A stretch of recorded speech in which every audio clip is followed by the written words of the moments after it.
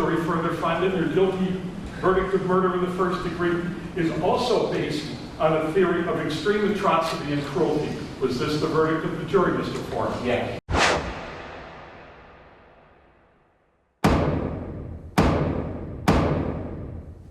Jonathan Nelson, also known as Jody Nelson, pleaded guilty to a 2-count information charge, charging him with wire fraud, assisting, abetting, and participating in monetary transactions arising from specified criminal behavior.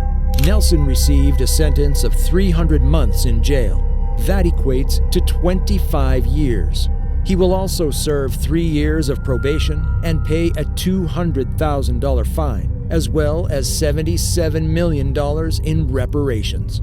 So far, the receiver has collected $44 million in assets, and it's still unclear how much Nelson still owes due to profits collected by the victim, Patterson UTI. In court, Nelson's father, Dwayne Nelson, as well as his brother Lance and ex-wife Hillary Nelson, all begged Judge Sam Cummings for compassion on Jody, since he was a nice guy seeking rehabilitation. They also requested a lighter sentence since Jody is the father of 3 children, aged 4, 6, and 10. Another witness, a forensic psychologist, said that Nelson was suicidal, but opted not to die because he did not want to embarrass his family any more than he already had. Jonathan Nelson addressed the court before the sentence was handed out, first apologizing to his ex-wife for his treachery, and said, "Tell our children their daddy is sorry. I adore them and encourage them to be strong. Inform them that I accept my sentence." Boucher was the head of an elite chapter of the Hells Angels.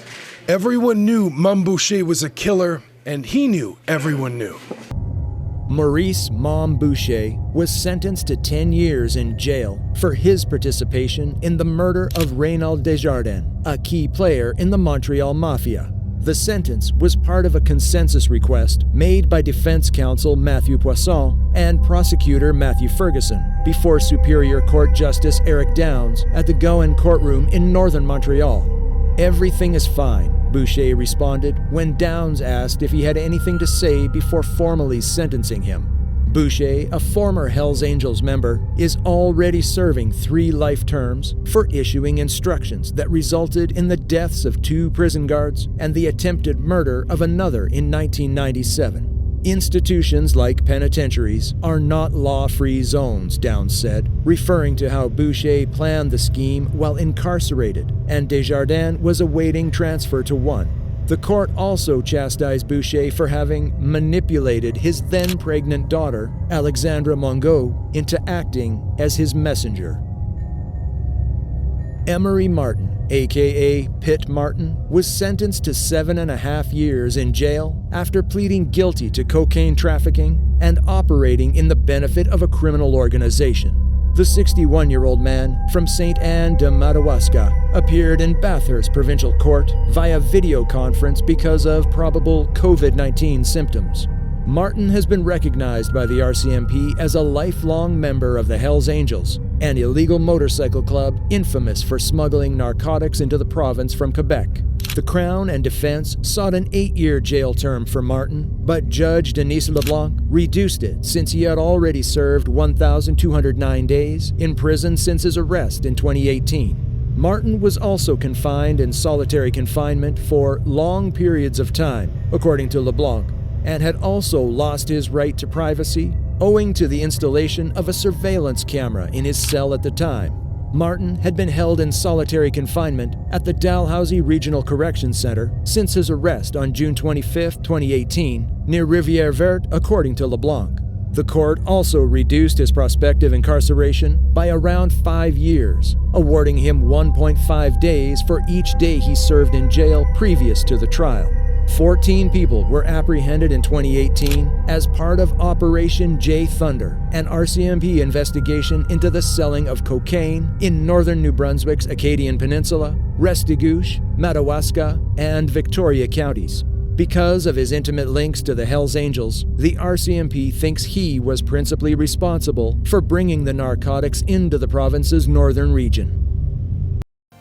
We're not angry that there's a murderer walking around. unaccountable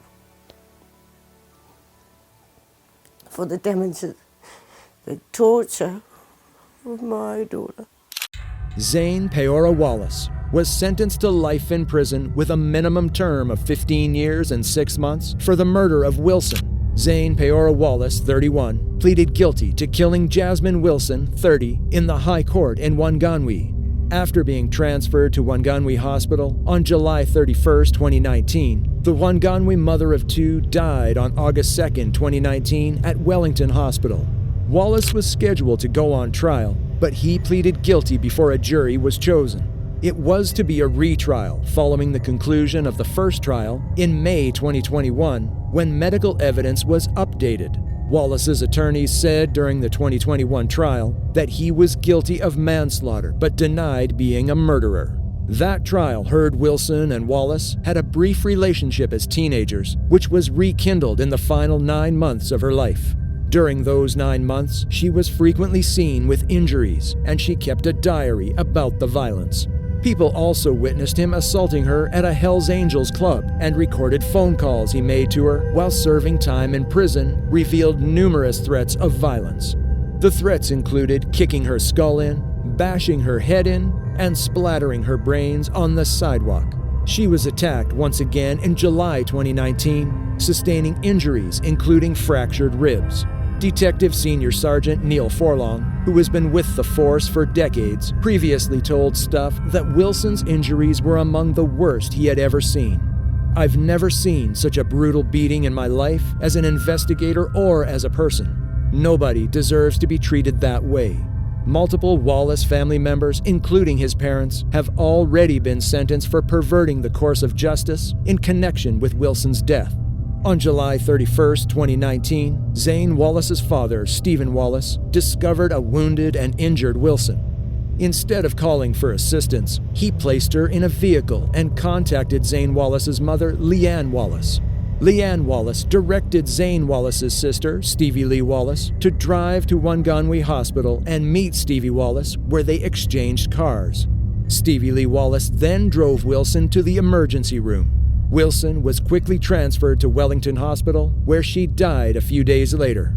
Zane Wallace's relatives, including his parents, were in court and chanted supportive messages as he was remanded in jail until his sentence.